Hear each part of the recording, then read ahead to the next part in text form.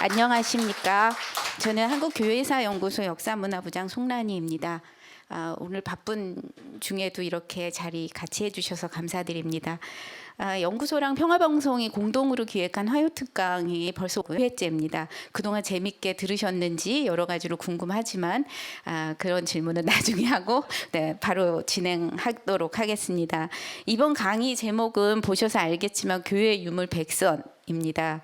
근데 이제 다 아시겠지만 한두 시간 안에 교회 유물을 100점을 다 한다는 거는 불가하다라는 생각은 다 하실 거예요. 그래서 이제 저희가 소심하게 가로치고 1 이렇게 했어요. 그래서 여러분들이 또 아니면 시청자들이 이 화요특강을 재밌어 하시고 즐거워 하시고 또 유익하다고 생각하시면 이제 그 옆에 번호가 2, 3, 4, 5 이렇게 계속 늘어갈 수 있지 않을까 그렇게 생각합니다. 일단 100선이라고 잡은 거는 많다라는 상징성을 가지고 잡은 거고요.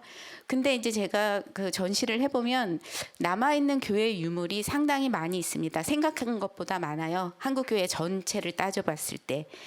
그래서 그렇게 한 거는 이제 일찍이 성직자들이나 신자들의 노력이 있지 않았을까 그렇게 생각돼요. 그래서 특별히 기억나는 분은 이제 그 윤영중 신부님이나 그다음에 순교복자 성직 수도의 수녀님들, 그다음에 저희 한국교회사연구소 설립자이신 최소금 온신율, 그리고 또 절두산에서 유물 구입을 많이 하시고 매입을 많이 하셨던 박희봉 신부님, 이런 분들이 다 계셨기 때문에 가능하지 않았을까라는 생각이 듭니다.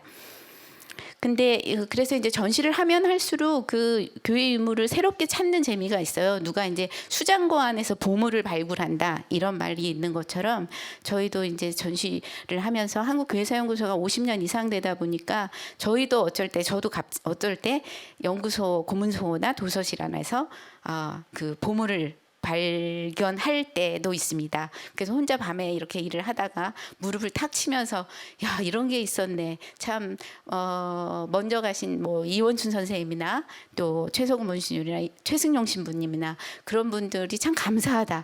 이런 생각을 많이 할 때가 많습니다. 요즘에 그 각 교구별로 역사관이나 또 박물관을 많이 건립하고 계세요. 그래서 한국교회 전체로. 근데 그 신자들 외에도 일반인들도 많이 찾아온다고 합니다.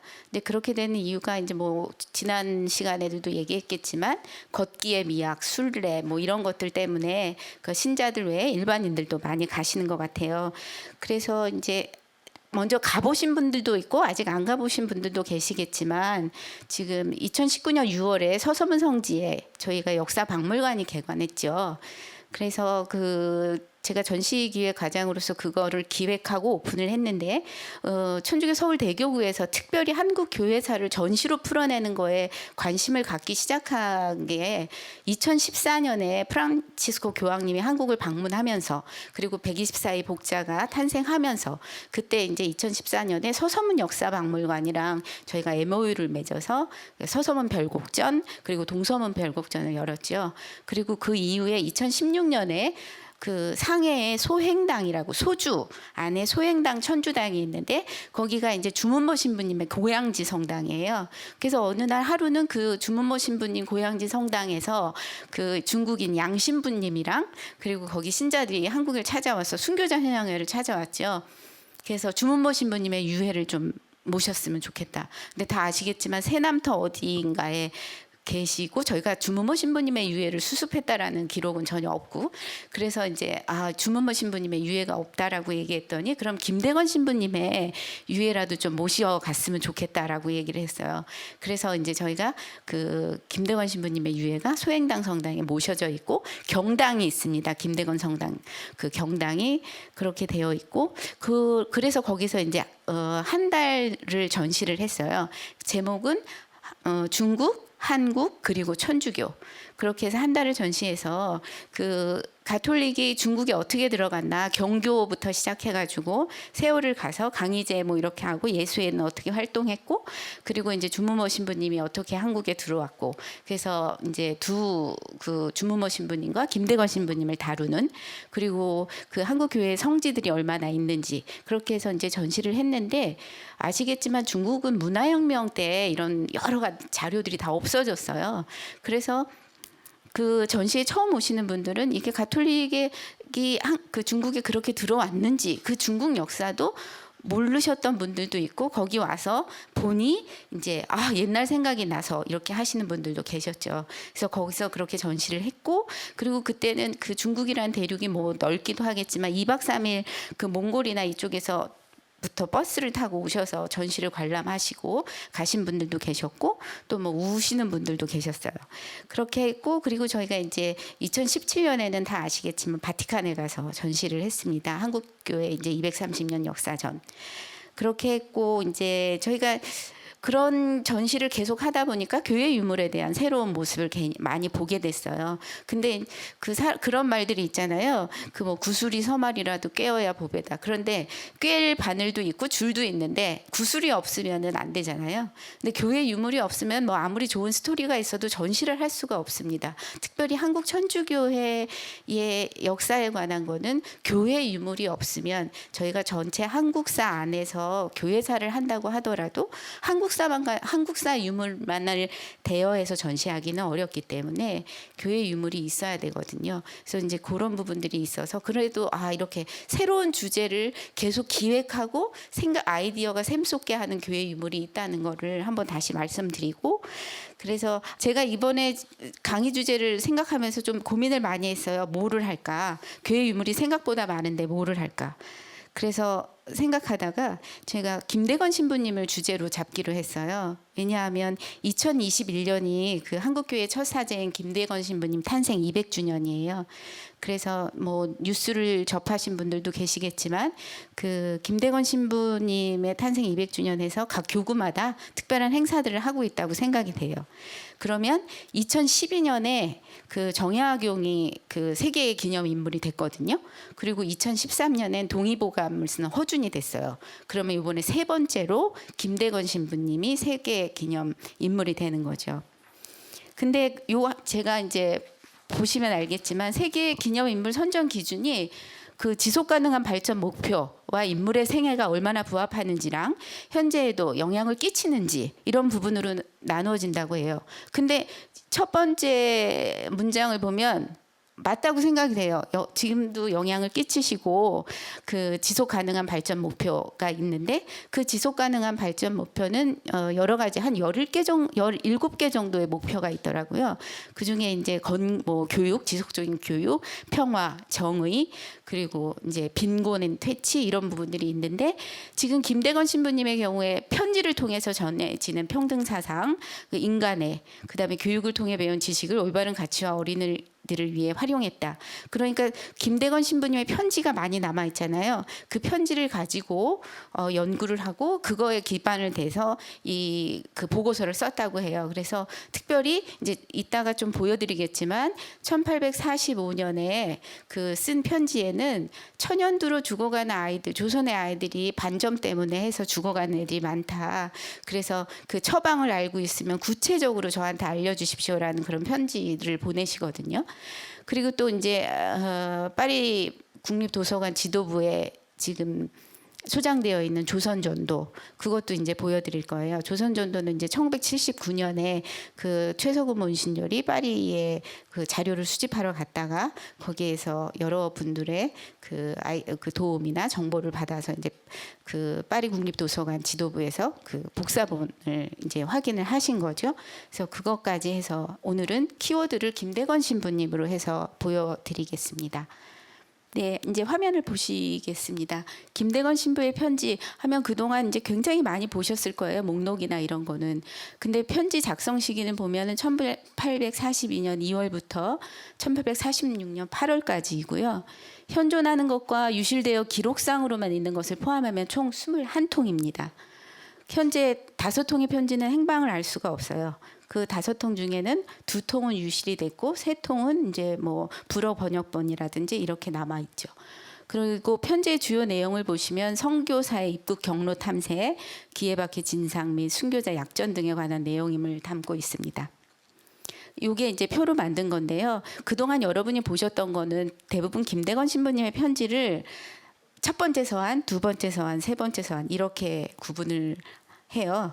그런데 이제 그렇게 구분하는 것보다 그러니까 원본이 있는 거 그리고 유실된 거 이렇게 구분해서 한번 해봤습니다. 그러니까 작성일 혹은 발신일은 1842년 2월 28일 편지가 처음이에요. 그래서 마닐라에서 그때는 아직 신학생이었죠. 이제 르그레지아 신부님한테 이제 편지를 보냅니다. 이제 조선을 향해서 출발하는데 이 여행이 잘 되게 해달라. 그리고 이 여행을 주님께 이제 기도를 해서 그 여행이 잘 돼서 우리가 목적한 바가 다 이루어질 수 있도록 해주십사라는 그런 내용의 편지죠. 그리고 이제 1842년 9월경에 쓴 편지 상해. 근데 이 편지는 한번 이따가 다시 한번 말씀을 드릴 건데 좀 중요한 편지예요. 이때가 이제 난징 조약이 있을 때 영국과 청나라가 싸워서 그 문제가 그래 조약을 맺었잖아요. 영국이랑 그때가 1842년 8월 29일인가요? 그때쯤이었던 것 같아요. 그리고 그런 거를 다룬 편지들이죠. 그래서 쭉 보시면 좀 그 서울 도루물골 석정동에서 쓰신 편지. 들이 이제 1845년 3월, 4월 이렇게 같은 해에 같은 날에 쓴 편지들이 있고 그리고 상해에서 쓰신 편지도 있고 그리고 11월 20일에 서울에서 쓰신 편지 있고 이제 옥중에서 쓰신 편지인데 베르네 주교회 3명이라는 메스트르 신부님 그다음에 리보아 신부님 르그레주아 신부님 그래서 그 르그레주아 신부님과 리보아 신부님은 그 신학교 그 스승이시기도 하죠. 그래서 왜냐하면 르그레주아 신부님은 그 마카오에 있는 상해 대표부에 마카오 대표부에서 신학교 임시 신학교를 설립하셔서 조선인 신학생 3명을 특별히 가르치셨거든요. 그 조선인 신학생 3명은 다 아실 거예요. 김대건 신부, 최방재, 그다음에 최양업 이렇게 있잖아요. 그래서 그렇게 그리고 이 부분이 이제 좀 저희가 찾아야 하는 편지들입니다. 제일 보시면 첫 번째가 중국 주산에서 쓴 것이 유실되어 있고 그리고 두 번째 45년 6월에 상해에서 고틀랑 신부님한테 쓴 게 유실되어 있어요. 그리고 1844년 12월 15일 그런데 이거는 이제 일명 훈춘 여행기라고 많이 합니다. 근데 이거는 프랑스어 역본만 남아 있어요. 그리고 그 밑에 있는 편지 옥중에서 쓴 페리올 주교님한테 쓴 편지도 프랑스어 역본만 남아 있습니다. 그리고 저희 맨날 보실 거예요. 마지막 회유문 해서 이렇게 가로로 긴 그 편지는 그 1885년에 로베르 신부가 적은 사본이에요. 김대건 신부님의 친필은 아닙니다. 그래서 그렇게 해서 편지들이 유실되어 있는 편지예요. 저희가 찾아야 되는 편지. 그리고 조선 순교자 보고서가 있는데 저건 많이 보셨을 거예요. 전시를 제일 많이 해요. 저건 보시면 그 김대건 신부님의 그 형벌도 조선에서 그 신자나 그 신부님들이 어떤 식으로 형벌을 받았는지 그래서 그림을 다 그리셨어요. 뭐 그림이면 그림, 글씨면 글씨 다 너무 잘하셨던 것 같아요. 그래서 그런 것이 있고 또 장문이 있어요. 2편의 장문인데 사자와 수도사와 관련된 장문을 쓰셨는데 그게 이제 특별히 저희가 처음에는 저 교회사에서 처음에는 그게 김대건 신부님의 어떤 그런 특별한 장문인가라고 생각을 하셨었어요. 근데 이후에 최양업 신부님도 똑같은 주제의 장문이 있으세요. 그러니까 그거는 어떤 시험이었던 것 같아요. 그래서 그 거의 유사해요. 그래서 그 보면은 그 장문에 안드레아 김이라고 글씨가 있습니다. 그래서 그렇게 되어 있는데 이 출처는 그 저희가 연구소에서 낸 그 성 김대건 안드레아 신부 서한집에 있는 출처예요. 근데 일명 훈춘 여행기라고 하는 이 부분은 그 한문 원본이 있었는지를 어떻게 아냐면 페리올 신부님 편지에 그렇게 되어 있어요. 내가 이렇게 그 페리올 신부님한테 김대건 신부님이 보낸 편지 2통이 지금 유실이 되어 있는데 그게 이제 파리 외방정교회로 본부로 가지 않은 거죠. 그분이 아마 페레오 주교님이 뭐 그 시기를 보내는 시기를 놓쳤던가 아니면 특별히 소장을 하고 싶으셨던가 뭐 그런 여러 가지 이유가 있겠으나 하여간 그게 유실되어 있고 그 페레오 신부님 편지에 이게 한문으로 쓰여 있었다라는 내용은 남아 있어요. 그래서 그게 이제 프랑스어로 번역을 했는데 누가 번역했는지는 모르는 거고요. 아까도 말씀드렸죠. 유실된 2통, 원본이 전해지지 않는 편지 3통을 제외한 16통의 편지, 장문, 순교자 보고서가 파리 외방정교회 고문서고에 있어서요. 정리번호는 577-1261. 그래서 자료집 형태로 되어 있었다라고 이제 말씀드렸는데 그게 이제 저희가 이거를 영인을 한 거예요. 한국교회사연구에서 영인을 하고 이렇게 묶여 있었어요. 그게 아마 이제 낱장 편지로 왔었고 박해 시기이고 뭐 어려운 시기였기 때문에 굉장히 많이 접혀서 와 있는 상태로 그 종이 자체에 그 접힌 선이 굉장히 많이 남아 있어요.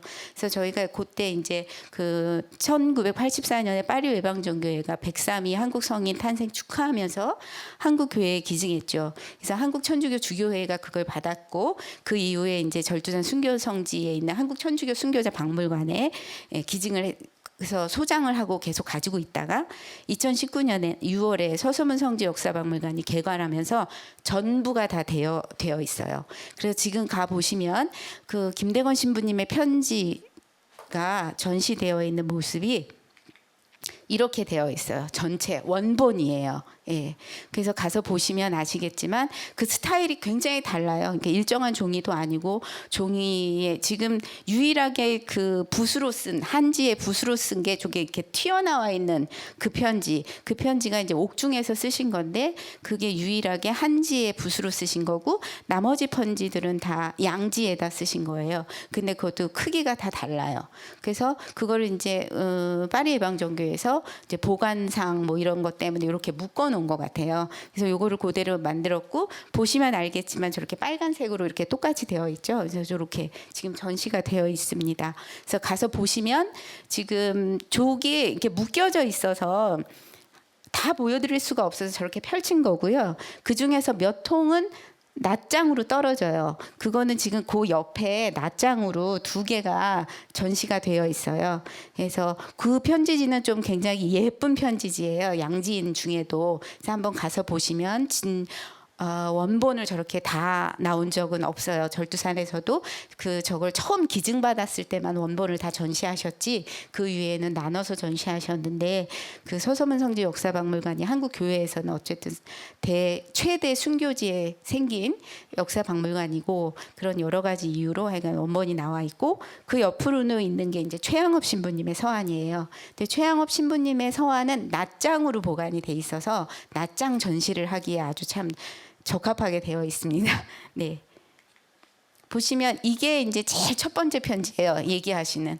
그래서 1842년 2월 28일에 신부님의 사인이 저기 보여요. 앙드레 김이라고 되어 있는. 네. 그리고 이제 이 편지들은 대부분 그 신부님이 그 쓰실 때 작성한 날짜는 편지 말미에 되어 있습니다. 그리고 그 편지를 받은 사람은 편지에 제일 첫머리에 편지 그 언제 받았다라고 저기 쓰여 있는데 저거는 받은 날짜예요. 그래서 처음에는 이제 저기 쓴 날짜인가 이렇게 생각하기도 했는데 저게 이제 받은 날짜예요. 예. 제가 아까 말씀드린 것처럼 르그레즈 하신 분은 마카오 파리 외방정교회 극동 대표부에서 그러니까 임시신학교에서 조선인 신학생을 가르쳤죠.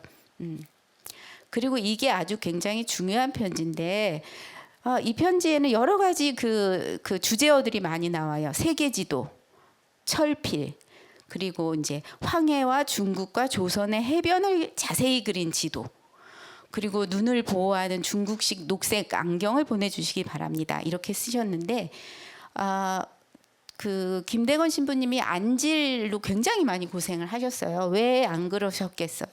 여러 가지 이제 식사라든지 그런 것도 잘 안 되고 그 계속 여행을 다녀야 하는 상황이고 그래서 하여간 그런 안질로 고생을 많이 하셨고 근데 여기서 키워드가 이제 그 김대건 신부님은 입국로에 대한 거를 굉장히 많이 개발하라고 입국로를 개척하라고 많이 보낸 분이시잖아요. 그래서 그런데 당신의 시간을 굉장히 많이 쓰신 분이죠. 그래서 이런 세계지도 그리고 그 조선 해변을 그린 지도 어느 물길 뭐 배가 어느 길로 가야지 잘 갈 수 있나 이런 것들을 보다 보니 아마 그래서 조선전도까지 이렇게 작업이 되시지 않았나. 그리고 이 편지의 추신이 아주 중요하지요. 제가 이 편지는 이제 아까 말씀드린 세계 기념 인물의 천연두 관련돼서 말씀을 드렸잖아요. 이 편지가 조선에서는 어린 아기들이 대부분 반점으로 얼굴이 흉해지는 병, 천연두로 죽어가는데 그 병을 퇴치할 수 있는 처방을 저에게 명확히 적어 보내주시기를 스승님께 청합니다라고 이렇게 써 있어요. 네, 그리고 보시면 그 내용이 추신 내용을 신부님은 주로 저렇게 귀퉁이에 저렇게 길게 저런 식으로 많이 쓰시더라고요. 추신 내용을. 그래서 다른 거는 이렇게 다 쓰시고 마지막에 조 부분이 세로로 쓰여져 있는 부분이 지금 말씀드린 천연두에 관련된 그 내용입니다. 그래서 보시면 이게 아까 그 한지 편지예요. 근데 옥중에서 쓰시기도 했고 이게 이제 하나는 이렇게 가로쓰기로 쓰셨어요. 세로 이렇게 편지를 길게 놓으시고 그런 다음에 뒤집어서는 또 옆으로 쓰셨어요. 근데 이거를 이제 번역하신 최승용 신부님께서 이 편지가 제일 번역하기 힘드셨다고 생전에 그렇게 말씀하셨어요. 아시겠지만 이게 실제로 보면 이게 더 심해요. 앞뒤 비침 현상이 있어서 최승용 신부님이 이거를 그 라틴어 판독하는 것도 굉장히 어려웠고 그리고 그걸 번역하는 부분도 굉장히 어려웠다. 그렇지만 이제 한지 상태는 굉장히 좋아요. 한지는 이제 세계적으로 그 제일 오래 보존 가치가 있는 종이로 많이 인정을 받고 있고 교황청에서도 중요 그 고문서들을 복원하는데 우리 전주 한지를 쓴다고 이제 얼마 전에도 그런 방송도 많이 했고 가서 애모유도 맺고 오고 그런 작업들이 이루어지고 있는 것처럼 편지 상태는 아주 상당히 좋습니다. 이 편지에 이제 이렇게 쓰여 있어요. 이게 이제 아까 옥중에서 쓴 네 분의 신부님한테 보낸 편지인데 이제 베르네 신부님이죠. 그때는 아직 주교가 되기 전이셨으니까. 그래서 베르네 신부님, 메스트르 신부님, 리보아 신부님 한 명 한 명 이름을 다 부르시면서 안녕히 계시라고 얘기했어요. 이 편지부터 이제 내가 죽을 거라는 거를 생각하신 거고 이 편지부터 천당에서 다시 만나자, 죽은 후에 다시 만나자라는 거를 쓰시기 시작해요. 그 전에 편지에는 이런 내용은 없었거든요. 근데 이 편지부터 천당에서 다시 만나. 그리고 또 이제 그 최영업 신부님한테 우르슬라 어머님을 특별히 부탁한다라는 내용. 그리고 이제 내가 가장 사랑하는 형제 토마스. 우리가 그 복음 말씀에서 그 형제를 내 몸같이 사랑하라는 게 그리고 또 두 분이 다른 나라에서 타국에서 의지할 사람도 없고 같이 왔던 친구는 하나 죽었네. 그러면 둘밖에 안 남았네. 얼마나 둘이 의지가지를 하고 있었을까라는 생각이 들게 하는 그런 편지고 그런데 또 마지막 줄이 또 그래요. 이게 순교한다는 게 쉽지가 않잖아요. 그리고 그 믿음이 항구하도록 지켜달라는 그런 기도를 했다라는 거는 그 김대건 신부님도 뭐 그런 마음이 있으셨을 것 같아요. 왜 안 흔들렸겠고 뭐 여러 성인들이 있잖아요. 저희가 그 당국에 계신 이성래 마리아 성인도 그렇고 왜 안 그러시겠어요. 인간적으로 이렇게 당신을 잡아 끄는 여러 가지들이 얼마나 많았겠습니까. 그렇지만 그거를 넘기고 이제 순교의 길을 가는 거 믿음을 항구히 지키게 해달라고 그런 기도를 드리시죠. 이게 이제 김대건 신부 편지에 대한 평가예요. 이거는 고 최승용 신부님이 하신 거죠. 한국교회사연구소 최소구 신부님으로부터 김대건 신부님의 편지를 번역해달라는 요청을 받았다. 뒷면이 베어나와 겹쳐진 곳, 복사를 잘못해서 반쯤 잘려나간 단어들, 마치 글자를 맞추어 찾아내기 하듯 더듬어가면서 별것 아닌 글자 하나를 알아내는데 서너 달 걸린 것도 있으니 대단한 인내와 고행길이었다. 그래도 포기하지 않고 계속할 수 있었던 이유는 또 재미있어요. 김대건 신부님의 성덕에 감동했다기보다는 라틴어 문장에 매료되었기 때문이다. 상상할 수 없는 라틴어 실력 때문에 한 점 한 획이라도 완전히 복원하고 싶은 욕심에 시간 가는 줄 몰랐다. 이렇게 얘기하셨는데 그 최승연 신부님이 그런 말씀을 하셨어요. 얼마나 라틴어를 잘 쓰셨는지 그 많은 편지 중에 틀린 글자를 찾는 게, 틀린 문장을 찾는 게 얼마 안 됐다. 그리고 또 그 항해라든지 이런 쪽에 훈춘 여행을 하면 역사, 지리, 문화에 대해서 또 중국사, 만주사까지 잘 아셔가지고 편지를 쓰셨다고 해요. 그러니까 그런 거를 읽다 보면 또 최승용 신부님이 한국교회에서 라틴어를 아주 잘하신 분이었고, 그래서 라틴어의 편지, 연구소에 계시면서 라틴어 편지는 주로 많이 번역을 하셨거든요. 그래서 얼마나 공부하는 학자로서도 얼마나 매력적이었는지, 당신이 김대건 신부님의 편지를 번역하면서 당신도 많이 배웠다, 그렇게 얘기하셨는데, 저는 이제 요거 준비하면서 봤더니 1938년에 벌써 용산신학교에는 교재용으로 라틴어 서한만 모아서 신학교에서 신학생들을 가르쳤다고 해요. 그러니까 그 신학생들은 김대건 신부님의 서한을 읽으면서 공부를 하셨을 거예요. 어떤 느낌이셨을지 정말 한번 여쭤보고 싶은데 여쭤볼 수는 없었고, 그러니까 공부가 먼저였을지 아니면 성덕이 먼저였을지 많이 생각을 하셨을 것 같아요. 그리고 이제 또 얘기하신 게 우리 교회의 국보급 문화재다. 한국교회 안에 문화재로 아니면 등록 이렇게 충분히 기록문화유산으로 할 수 있을 만한 편지들이라는 거는 지금 교회 내에도 교회 밖에서도 그런 이야기들을 많이 해요. 이렇게 편지 원본들이 다 남아있는 게 쉽지 않기 때문에 기록문화재로 등재하는데도 문제가 없을 것 같다, 그렇게 얘기하거든요. 이 편지는 제가 왜 했냐면 좀 패턴이 다른데, 이거는 제가 실제로 찍은 거예요. 아까 여기서 유실됐다고 되어 있는 거, 1842년 9월경에 쓴 편지라고 되어 있는 거, 그래서 제가 난징조약에 관련된 그런 편지다라고 되어 있었잖아요. 그리고 제가 아까 분명히 말씀드렸죠. 1984년에 16통 모두를 우리한테 기증을 했다라고 했는데, 파리 예방전교회에 2016년 10월에 갔더니, 가서 이제 다른 지도라든지 다른 자료를 보기 위해서 연구소에서 자료를 보러 이제 파리 방정교회에 갔는데, 이 편지가 제가 보여달라는 말도 안 했는데 다른 지도를 보다가 이 편지를 보여주더라고요. 그 중에 한 분이 여기 있는 거예요. 그러니까 한국교회에 들어온 건 15통밖에 안 되는 거죠. 한 통은 파리 예방전교회에 아직도 그대로 있는 거예요. 그래서 그분들이 이제 그 16통 중에 어떤 거를 선별해서 갖고 계셨는지, 왜 얘를 남기고 딴 것들을 보냈는지 그거는 확실치는 않아요. 그렇지만 요거는 지금 파리 예방전교회에 있고요. 지금 현재는 베트남 교회 관련된 전시를 하고 있는데, 그 전에 한국 교회 관련된 전시를 할 때는 전시를 하셨었다고 얘기를 하더라고요. 예. 그래서 지금 그렇다고 그러면 저희가 연구 자료라든지 그런 걸 좀 수정을 해야 되죠. 그러니까 어디 있든지 소장처만 정확히 알고 있으면 그거는 나중에 저희가 대여를 해서 전시를 하든 어떻게 뭐 관리를 하든 이런 건 할 수 있으니까, 이제 확실히 이거 소장처는 파리 예방전교회에 있는 걸로. 그렇다고 그러면 저희 서한 원본은, 서한만 편지들만은 15통인 거죠. 네. 그래서 김대건 신부님의 편지를 특별히 그 중에서 편지라고 안 하고 여행기라고 하시는 연구자들도 계세요. 근데 그게 이제 두 가지인데, 하나는 남경 여행기, 하나는 훈춘 여행기. 그래서 아까 페롤 신부님이 서한에 한문으로 한문 편지가 있었다라고 얘기하셨던 게 훈춘 여행기고, 그리고 이제 아까 파리 예방전교회에 있다라고 한 게 남경 여행기거든요.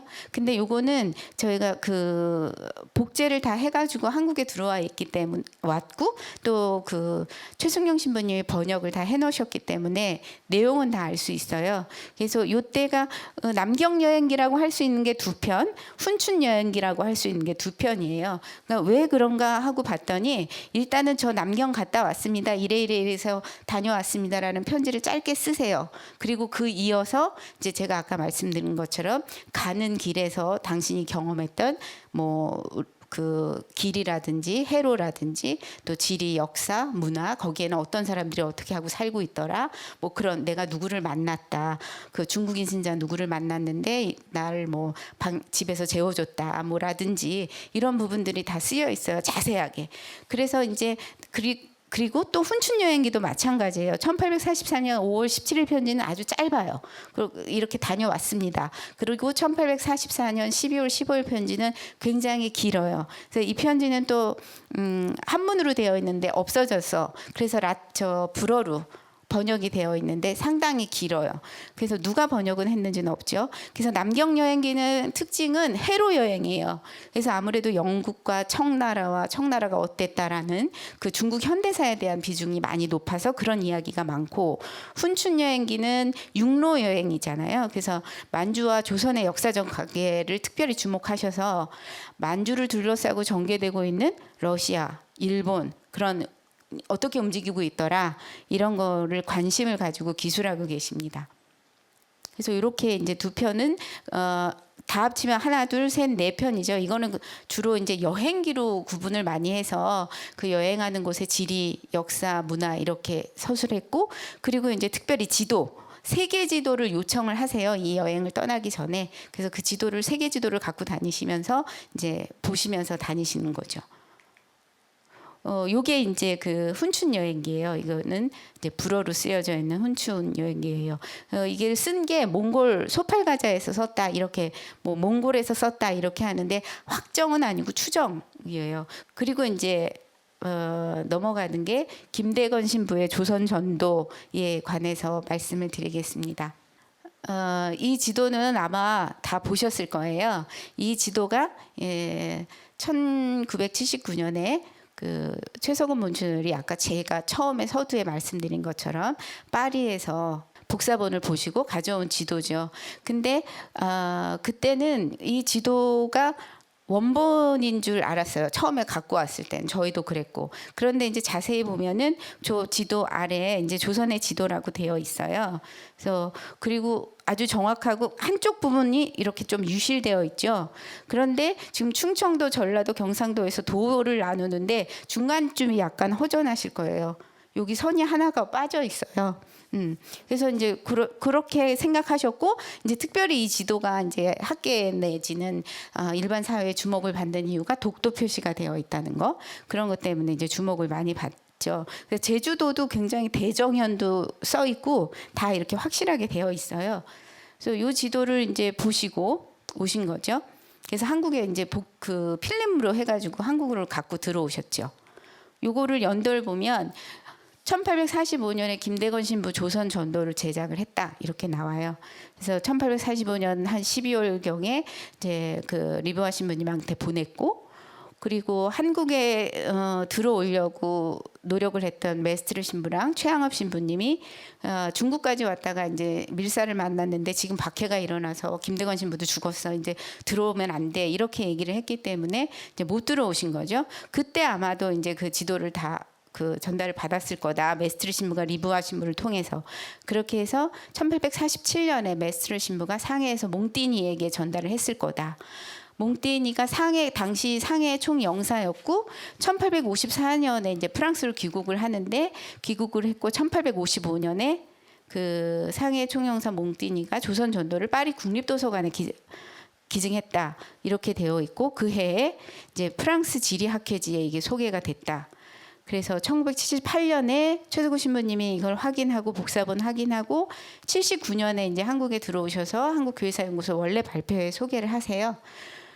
내가 이제 이렇게 해서 갖고 뭐 최서면 씨라든지 이런 분들의 그 도움을 받아서 확인하고 가져왔다.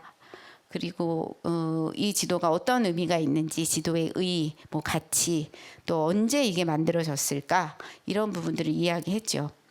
그래서 1979년에 이제 그런데 신부님이 가지고 오셨지만 이게 불어로 다 지명이 되어 있잖아요. 그리고 너무 작게 되어 있기 때문에 그 연구자들이나 일반 신자들이 보기에는 되게 어려웠어요. 그래서 이제 그 관동대학교의 방동인 역사 교수님이랑 협업을 하셨죠. 그래서 요거를 이제 그 한문을 다 다루셨어요, 지명을. 그래서 그거를 간행을 했죠. 그러니까 축소해서 간행한 거예요. 아까 거보다 아주 작게. 그래서 세로는 88cm, 가로는 48.5cm로 해서 만드셨어요. 1979년에. 그리고 이 지도는 그때 당시에 여러분들이 이제 그 사실 수 있도록 판매도 했었어요. 그리고 일부는 이제 아직도 그때 했던 그 필름도 남아 있어요, 연구소에. 네. 그래서 아마 그 지도를 갖고 계시는 분들도 계실 거예요. 한자가 들어 있고 조선전도 이렇게 위에 헤드에 제목이 쓰여 있는 걸 갖고 계신 분도 계실 거예요. 이게 이제 저희가 이제 만들어서 그 배포했던 거기에 요 그 까르테 들라 꼬레라는 거에 그 밑에 그 최석우 신부님이 내용을 넣었어요. 원본은 지명 표기를 불문, 그렇죠, 프랑스어로 하고 있는데 복사본만으로는 지명 판독이 거의 불가능했다.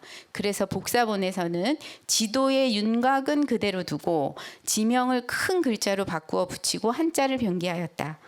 그러나 지명 표기에서 비정의 자신이 없는 것은, 그러니까 확정적으로 여기가 거기야라고 하실 수 없는 거는 그냥 원본 냅두고, 또 원본에 빠뜨리고 있는 지명은 보완하지 않고 그대로 두었다. 그래서 아까 제가 말씀드린 것처럼 지명 표기랑 불문은 연구소, 한국교회사연구소가 했고, 한자는 이제 방동인 교수가 맡아서 했다. 이렇게 해서 이 조선전도를 만들었고, 그리고 조선전도를 전시하기도 했죠, 그때. 네.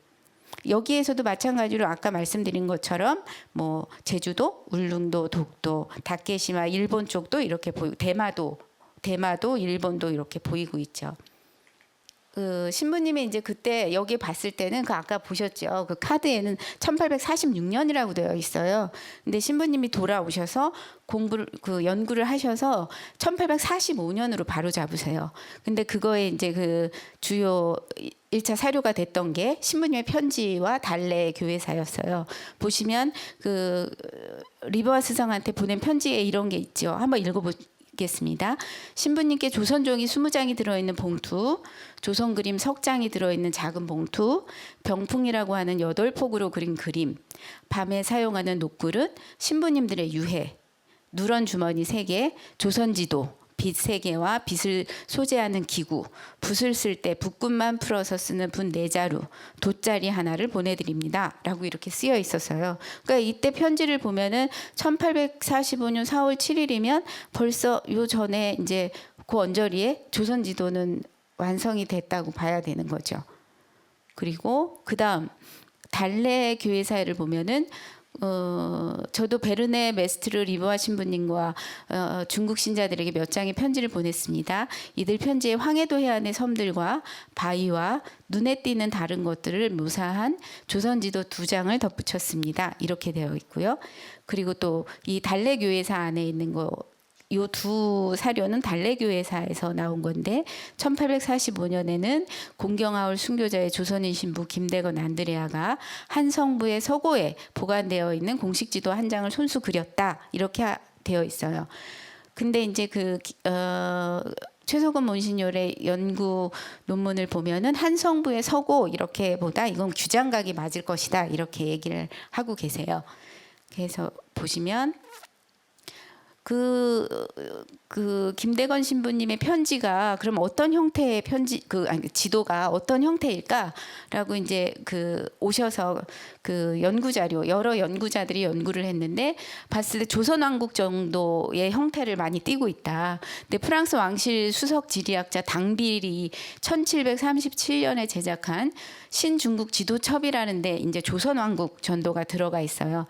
굉장히 원색으로 컬러풀하죠.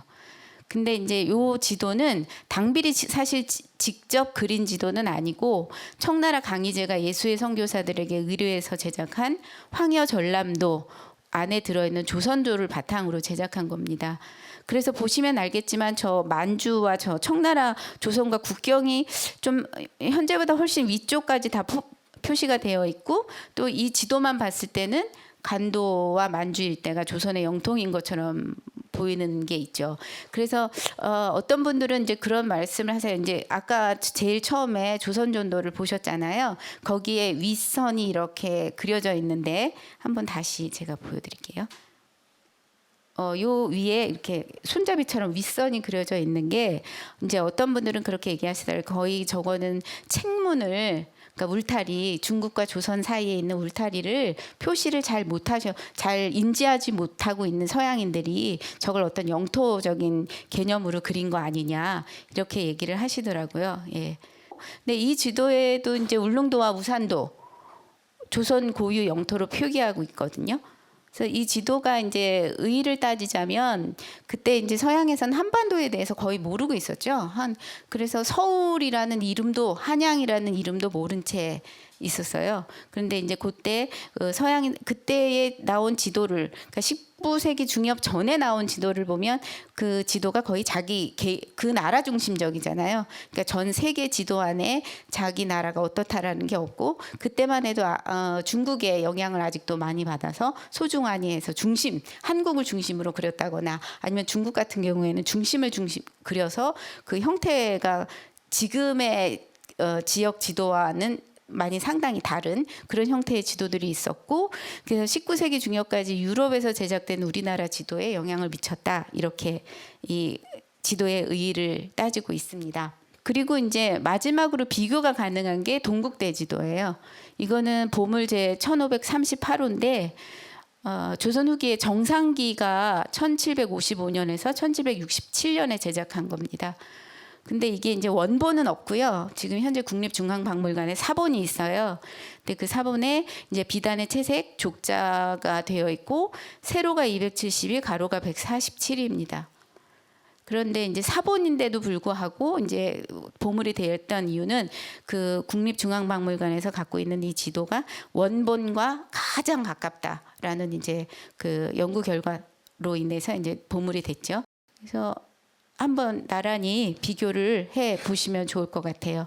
어떤 형태적인 부분이라든지 그 해안가의 선이라든지 이래서 해안가에 있는 그 작은 섬들까지 조선 전도도 굉장히 세밀하게 그렸고 오히려 이 동국대 지도보다 더 섬들에 대한 표시는 더 많았죠. 그럴 수밖에 없었던 게 그 김대건 신부님이 조선 전도를 그리실 때는 확실한 목적 의식이 있었잖아요.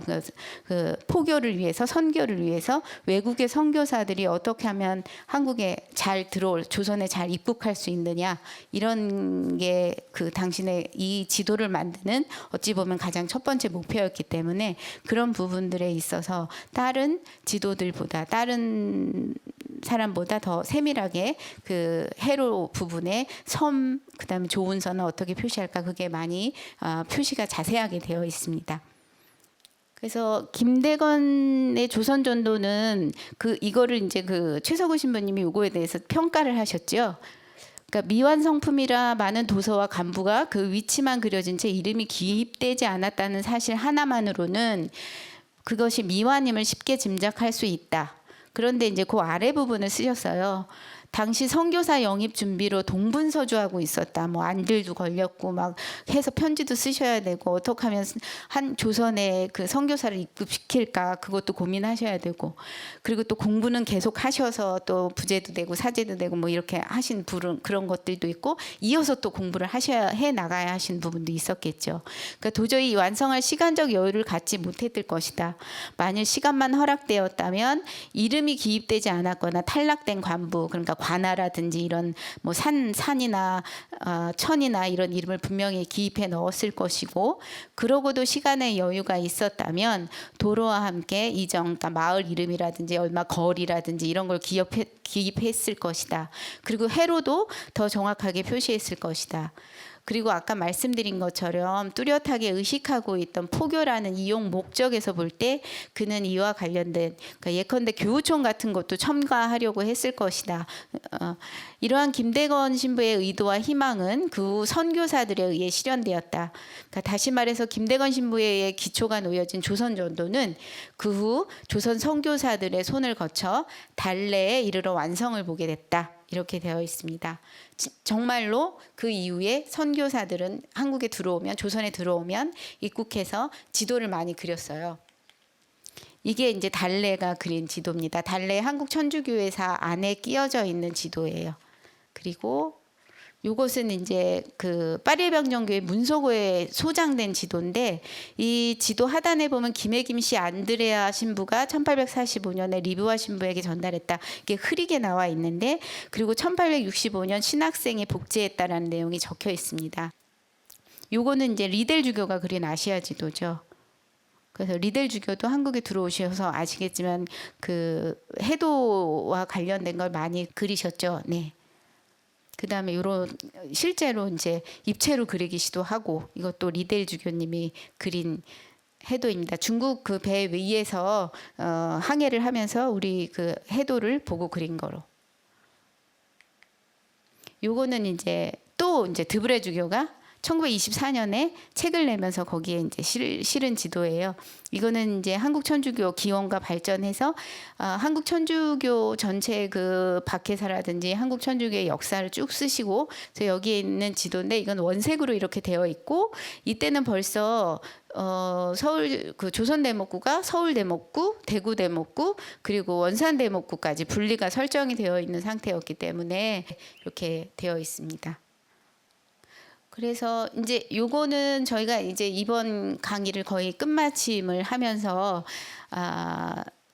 김대건 신부는 과연 어떤 사람인가에 대한 거는 뭐 연구들이 많이 나와 있는데, 그러면 그 피부치는 김대건 신부를 어떻게 썼을까, 어떻게 기억할까.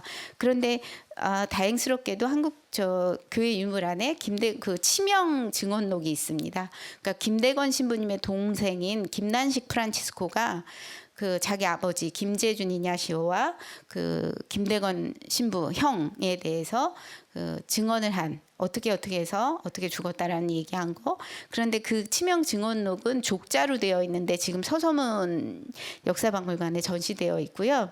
두루마리로 길게 되어 있는데 16명에 대한 그 증언이 나와요. 근데 거기에 보면은 김대건 신부는 어릴 때부터 뛰어나 12살 때부터 남을 가르치기를 즐겨했고, 냉담자들이 마음을 돌리도록 했으며 기도문 외울 줄 모르는 이가 있으면 대신해 주었다. 또한 죽음을 맞이한 자를 힘을 다하여 돌보고 가난한 자를 만나면 자신의 밥을 나눠주었다. 나그네를 인도하였고 병자를 잘 치료하였으며 좋은 도리를 보면 반드시 모든 이에게 알려주었고 이웃을 화목하게 했으며 착한 일을 보면 스승으로 섬겼다. 사제가 된 뒤 경기도에서 1년 전교하고 병원년 7월 26일에 잡혀 치명하였습니다. 이렇게 되어 있어요. 이제 고어로 쓰여 있는 거를 현대문으로 바꾼 것입니다. 그래서 아까 제가 말씀드린 것처럼 기예병원 치명 증언록에 대해서 간단히 말씀을 드리면, 그 김난식 프란치스코가 아버지 김재준과 형을 포함한 13명의 순교자들에 대한 증언이 되어 있죠. 그런데 거기에 보면은 정화경 안드레아 성인의 나이가 나오는데 유일하게 그 정화경 안드레아 성인의 나이가 나오는 자료라고 합니다. 여기까지 강의를 마치겠습니다. 감사합니다. 애쓰셨습니다.